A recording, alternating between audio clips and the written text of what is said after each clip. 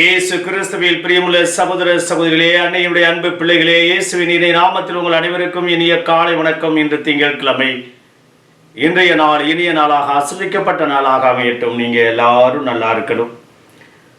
பிரியமான சகோதர சகோதரிகளே, இன்றைய நாளுடைய நற்செய்தியில மன்னியுங்கள், மன்னிப்பு பெறுவீர்கள், கொடுங்கள், உங்களுக்கு கொடுக்கப்படும், அமுக்கி குலுக்கி சரிந்து விழும்படி நன்றாய் அளந்து உங்கள் மடியில் போடுவார்கள்.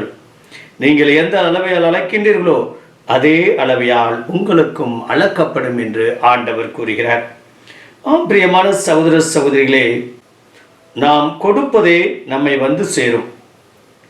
தந்தை இறைவனின் முகம் இரக்கமும் மன்னிப்பும் ஆகும் என்கின்றார் திருத்தந்தை பிரான்சிஸ் அவர்கள். எல்லையில்லா இரக்கமும் மன்னிப்பும் கொண்ட இறைவன் பிறரை மன்னிக்க நம்மை அழைக்கின்றார். இஸ்ரவேல் மக்கள் பாவம் செய்து கடவுளை விட்டு விலகிய போதெல்லாம் அவரின் இரக்கமும் மன்னிப்புமே அவர்களை அமைதிக்கும் விடுதலைக்கும் வாழ்வுக்கும் அழைத்து வந்தன. தந்தையின் இறை இரக்கம் மற்றும் மன்னிப்பின் உச்சக்கட்ட பின்பமே இயேசு. இன்றைய நற்செய்தியில் இயேசு இறை தந்தையைப் போல மன்னித்து வாழ நம்மை அழைக்கின்றார். ஏனெனில் இரக்கம் உள்ளவரால் மட்டுமே இரக்கம் பெற முடியும்.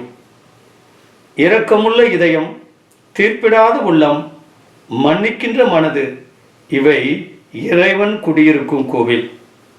நாம் பிறருக்கு எதை கொடுக்கின்றோமோ அதுவே நம்மை வந்து சேரும்.